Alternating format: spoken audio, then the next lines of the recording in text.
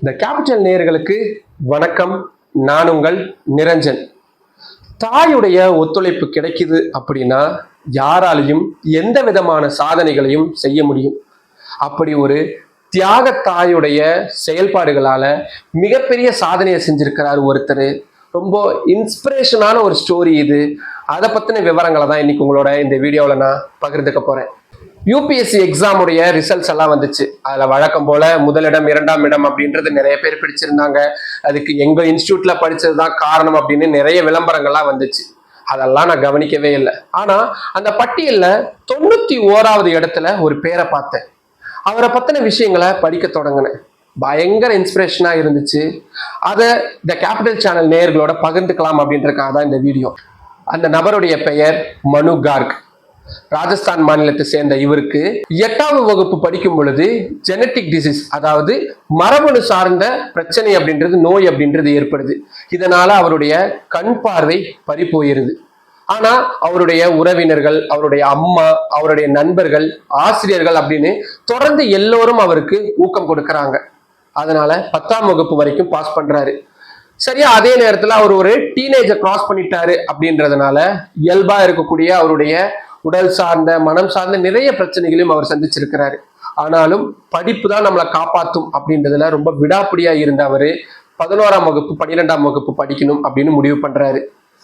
எல்லாரும் சொல்றாங்க, நீங்க காமர்ஸ் அந்த மாதிரி எடுத்துக்கோங்க, அது உங்களுக்கு சுலபமா இருக்கும், உங்களுடைய குறைக்கு அது கொஞ்சம் சவால் கொஞ்சம் கம்மியா இருக்கும் அப்படின்ற மாதிரியான யோசனைகளை சொல்றாங்க. ஆனா அது எல்லாத்தையும் புறந்தள்ளிட்டு நான் கம்ப்யூட்டர் சயின்ஸ் தான் படிப்பேன் அப்படின்னு கம்ப்யூட்டர் சயின்ஸ் கோர்ஸ் எடுக்கிறாரு. 12ஆம் வகுப்புல கம்ப்யூட்டர் சயின்ஸ் பாடத்துல 100% மார்க் வாங்குறாரு. அதுக்கப்புறமா டெல்லிக்கு காலேஜ் படிக்கிறதுக்காக வந்துடுறாரு. அவருடைய அம்மாவும் கூடவே வந்துடுறாங்க. அதுக்கப்புறமா டெல்லி JNU பல்கலைக்கழகத்துல சர்வதேச உறவுகள் அப்படின்ற மேற்படிப்பை படிக்கிறாரு.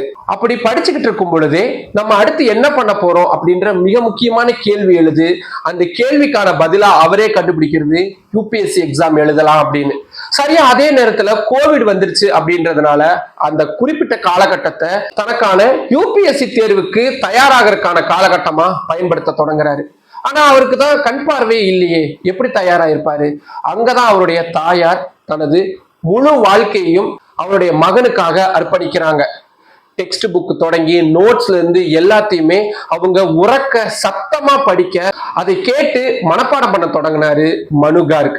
அப்படி அவர் கேட்டு மனப்பாடம் பண்ணதோட மட்டும் இல்லாம அதை எப்படி தேர்வு எழுதணுமோ அதே மாதிரி எழுதியும் பிராக்டிஸ் பண்ண தொடங்கி இருக்கிறாரு. இதுக்காக அவரு தொழில்நுட்பத்தையும் பயன்படுத்தி இருக்கிறாரு. ஆன்லைன் கிளாஸஸ இந்த மாதிரி கேட்டிருக்கிறாரு. ஸ்கிரீன்ல இருக்கக்கூடிய விஷயங்களை அப்படியே ஒளி வடிவுல மாற்றக்கூடிய நிறைய ஆப்புகளை பயன்படுத்தி இருக்கிறாரு.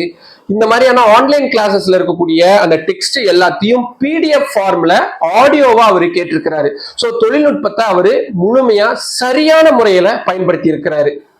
ராத்திரி பகலுமா அம்மாவுடைய உதவியோட படிச்சு கடந்த 2023ஆம் ஆண்டு பிலிமினரிய பாஸ் பண்ணிடுறாரு. அதாவது முதல் கட்ட தேர்வை பாஸ் பண்ணிடுறாரு.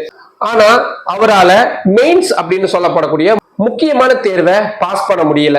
ஆனா அந்த மெயின்ஸ் எக்ஸாம் எழுதின போதுதான் அதுல இருக்கக்கூடிய சூட்சமங்களை கண்டுபிடிச்சிருக்கிறாரு.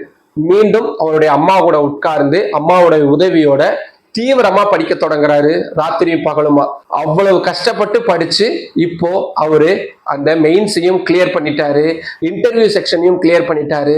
இந்தியாவுடைய இந்த ஆல் இந்தியா ரேங்க்ல 91வது இடமும் பிடிச்சு மிகப்பெரிய சாதனையை படைச்சிருக்கிறாரு.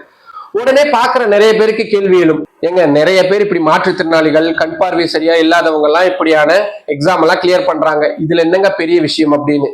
இவரை பொறுத்த வரைக்கும் இவரு பிறவிலேயே கண் பார்வை குறைபாடு கொண்டவர் கிடையாது, திடீர்னு தான் ஆயிருக்கு. அது மட்டும் இல்லாம கண் பார்வை இல்லாதவங்களுக்காக பயன்படுத்தக்கூடிய அந்த எழுத்து முறையை அவரு படிக்கல. எப்பவும் வழக்கம் போல நானும் நீங்களும் எப்படி படிப்போமோ அதே மெத்தட்ல தான் அவரு ஃபாலோ பண்ணியிருக்கிறாரு. அதன் மூலியமா அவரு இந்த சாதனையை பண்ணியிருக்கிறாரு. அவர் சொல்றாரு, இந்த ஒவ்வொரு எக்ஸாம்ஸுக்கும் நான் தயாராகும் பொழுது எனக்கு தெரிஞ்ச டாக்டர்ஸ், எனக்கு தெரிஞ்ச ப்ரொஃபசர்ஸ், மேத்தமெட்டிஷியன்ஸ் எல்லார்கிட்டையும் நான் உதவி கேட்டேன். ஒருத்தர் கூட தயங்காம நான் கேட்ட அத்தனை உதவியும் செஞ்சு தந்தாங்க. அதனாலதான் இதை என்னால செய்ய முடிஞ்சிருக்கு அப்படின்ற ஒரு வார்த்தையை ரொம்ப நம்பிக்கையோட சொல்றாரு. அவர்கிட்ட இன்னொரு கேள்வியும் கேட்டிருக்கிறாங்க, ஒருவேளை நீங்க இந்த யூபிஎஸ்சி எக்ஸாமை பாஸ் பண்ணலன்னா என்ன பண்ணிருப்பீங்க அப்படின்னு. அதுக்கும் அவரு செகண்ட் ஆப்ஷன் வச்சிருந்திருக்கிறாரு. யூஜிசி நடத்தக்கூடிய நேஷனல் எலிஜிபிலிட்டி டெஸ்ட்ல 99.1% மார்க் வாங்கி பெரிய அளவிலான சாதனையை படைச்சிருக்கிறாரு.